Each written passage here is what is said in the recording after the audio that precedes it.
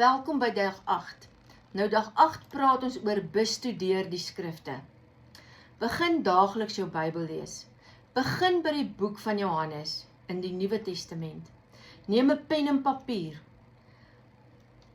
en saam met jou Bybel en merk die aantekeninge terwyl jy dit lees.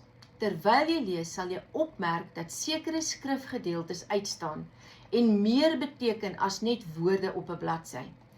Hulle sal binne in jou lewendige gevoel maak. Jy sal rema, hierdie ervaring word as rema verwys, die lewende woord van God.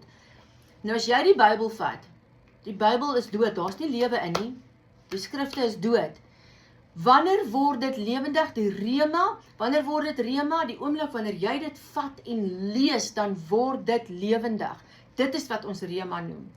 Ok, die skrifte het lewendig geword en lyk of dit direk met jou praat. Nou praat die woord van God met jou.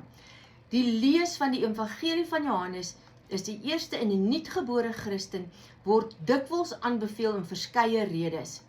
'n duidelike aanbieding van die evangelie. Die evangelie van Johannes bied 'n duidelike en bondige aanbieding van die evangelie boodskap.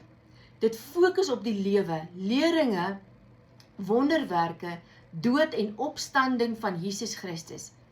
Dit is uit die uitstekende beginpunt wat dit maak vir die begrip van die kerngelowige van die Christendom. Openbaring van Jesus Christus. Johannes se evangelie bied 'n diepgaande openbaring van Jesus Christus, die Seun van God en die redder van die wêreld.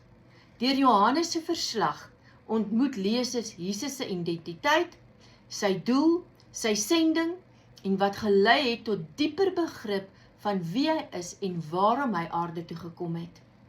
Beklemtoning van geloof en oortuiging, die belangrikheid van geloof en oortuiging in Jesus Christus vir redding. Deur die ootmoediges en gesprekke wat in hierdie evangelie opgeteken is, word lesers genooi om in Jesus as die Messias, die Seun van God te glo en die ewige lewe deur hom te ontvang. Dit is ook onderrig oor nuwe geboorte en geestelike lewe. Die evangelie van Johannes bevat onderrig oor die nuwe geboorte, 'n geestelike lewe, die werk van die Heilige Gees, die ondersoek temas van soos weergebore te word, die inwoning van die Heilige Gees en die verhouding tussen gelowiges en God, wat essensiële insigte vir nuwe Christene bied. Dit is die aanmoediging van versekerheid. Die lees van Johannes se evangelie kan bring die aanmoediging en versekerheid vir nuwe Christene en dit bied terwyl hulle hul reis van geloof begin.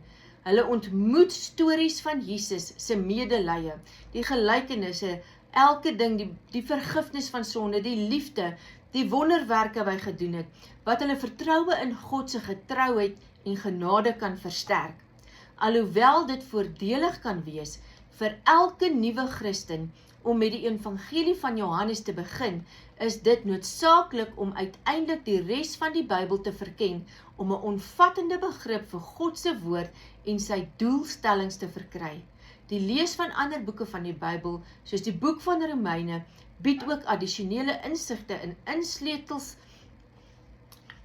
sleutelleerstellings van die praktiese leiding van 'n Christus lewe. Mag jy vandag absoluut net rema, die rema van God, besef dat wanneer jy 'n skrif lees, mag daai skrif lewend word en die woord van God met jou praat deur sy Gees. Sien jou in dag 9.